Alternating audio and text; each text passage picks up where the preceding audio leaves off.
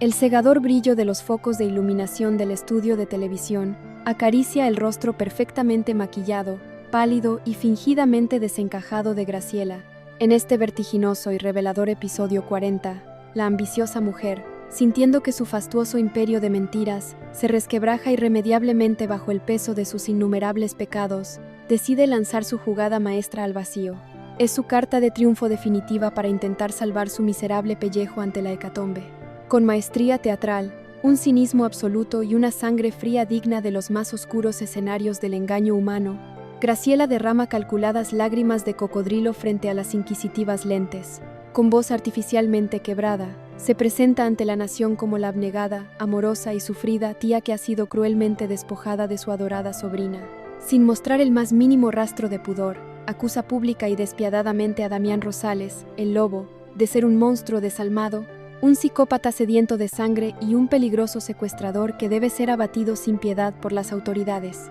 Esta venenosa actuación televisiva no solo logra convencer a una opinión pública sedienta de morbo, sino que moviliza de manera histérica a todas las corporaciones policiales del Estado. Se desata una cacería humana de proporciones épicas en contra del inocente Damián, poniéndole un inmenso precio a su cabeza y cerrando sus posibles rutas de escape físicas en la asediada ciudad fronteriza. A decenas de kilómetros de ese falso circo mediático, en el estéril entorno de cuidados intensivos del Hospital Central, el otrora poderoso fiscal Hernando Cruz observa a través del grueso cristal el cuerpo frágil e intubado de su hijo Ignacio. La abrumadora culpa de saber que sus propios nexos con el inframundo criminal han llevado a su primogénito al borde de la muerte lo consume como un voraz ácido corrosivo.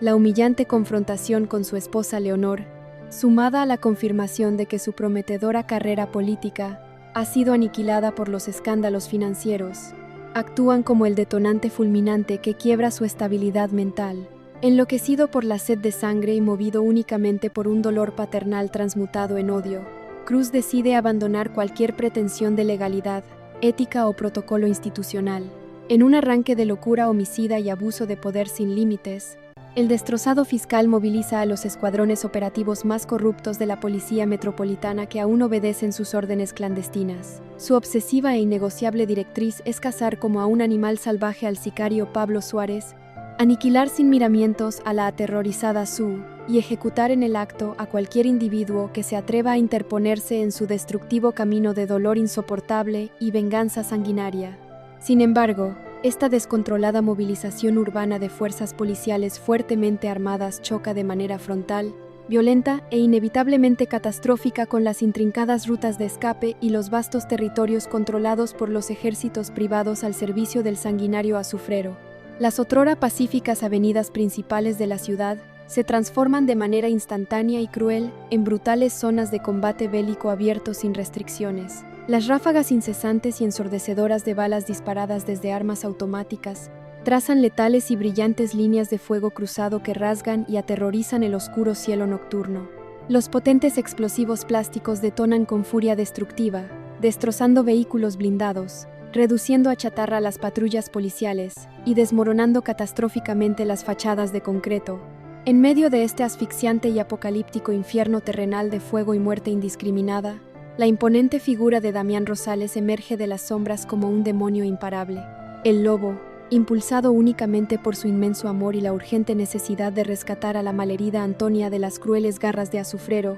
se ve obligado a navegar heroicamente a través de este laberinto mortal. Sortea milagrosamente retenes policiales, repele feroces emboscadas de mercenarios que buscan cobrar el millonario botín de Graciela y se enfrenta a muerte cuerpo a cuerpo contra los sicarios del cártel, demostrando que su promesa de morir matando es el preludio de una inmolación sangrienta en las calles. Mientras el caos absoluto y el terror paralizante consumen a la ciudad entera, en la fría y hermética penumbra del inexpugnable refugio subterráneo, Miranda Villanueva observa fijamente la inmensa pantalla plana que transmite ininterrumpidamente la cínica entrevista televisiva de su hermana menor. Contrario a lo que cualquier persona en su sano juicio podría esperar ante semejante calumnia, Miranda no estalla en gritos histéricos ni sucumbe ante un ataque de rabia descontrolada. Su reacción es infinitamente más aterradora, oscura y psicológicamente letal. Una quietud verdaderamente gélida se apodera de su cuerpo, mientras una sonrisa minúscula, diabólicamente ladeada y cargada de malicia insondable, se dibuja en la comisura de sus pálidos labios. Al escuchar cómo su propia sangre la traiciona públicamente y usurpa con total descaro su sagrado lugar como la gran víctima inocente de esta tragedia familiar, Miranda comprende que Graciela ha cruzado voluntaria y estúpidamente la invisible línea de no retorno. La decisión irrevocable que toma en ese preciso instante de tensión subterránea no es simplemente castigar a su envidiosa hermana, es la firme, inquebrantable y monstruosa resolución de aniquilarla por completo desde sus mismos cimientos morales. Miranda se propone borrar el nombre de Graciela de la faz de la tierra y destruirla de la forma más dolorosa, pública, humillante y absoluta concebible. Dotada de un intelecto superior y un acceso libre a los profundos servidores informáticos de la red oscura que Alejandro logró configurar antes de su trágico final, se prepara para desatar un apocalíptico castigo digital sobre la mujer que osó desafiar a la reina de las sombras. El monumental contraataque cibernético que la implacable Miranda desata sobre la frágil existencia de su odiada hermana no es una pasajera filtración de datos en foros de Internet. Es un devastador tsunami de información sumamente clasificada que inunda cada rincón, servidor principal y red social del vasto ciberespacio nacional en cuestión de breves segundos. Utilizando complejos y veloces algoritmos de distribución masiva y encriptación militar, Miranda envía simultáneamente cientos de miles de correos electrónicos anónimos, mensajes directos no rastreables y enormes paquetes de archivos comprimidos a las redacciones de absolutamente todos los periódicos de mayor circulación, cadenas de televisión, estaciones de radio locales y respetados periodistas de investigación del país. No hay filtro de censura gubernamental ni soborno político que pueda detener la monstruosa avalancha de la cruda verdad que acaba de ser violentamente liberada en la red cibernética. Miranda, operando escondida con la precisión infalible de un cirujano digital, se asegura de que cada ciudadano reciba directamente la nauseabunda evidencia irrefutable de la inabarcable podredumbre moral, ética, sexual y legal que constituye la verdadera y patética doble vida de la supuestamente intocable y respetable señora Graciela de Cruz. El contenido íntegro y sin ningún tipo de censura de esta apocalíptica filtración masiva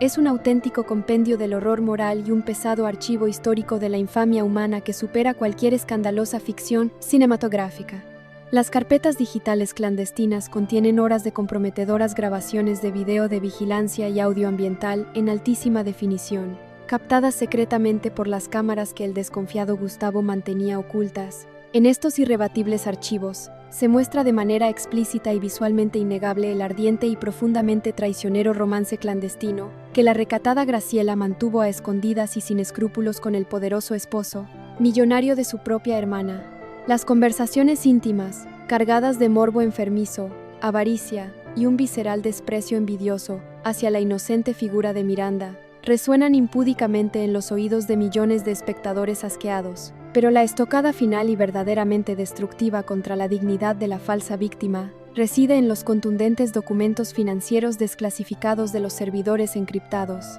Miranda expone fríamente y con lujo de detalles las continuas transferencias bancarias internacionales millonarias realizadas a oscuros paraísos fiscales intocables, los múltiples contratos inmobiliarios altamente fraudulentos ejecutados bajo prestanombres, las firmas burdamente falsificadas y, sobre todo, los oscuros y letales nexos comerciales que vinculan de forma directa y sin defensa judicial a la supuesta dama de alta sociedad con las complejas operaciones de lavado de dinero operadas impunemente por el sanguinario cártel del terrible azufrero. La envidiada imagen pública de la señora de Cruz, construida a lo largo de una década, es violentamente triturada, pulverizada sin piedad y reducida a cenizas humeantes en un monumental espectáculo de destrucción irreversible.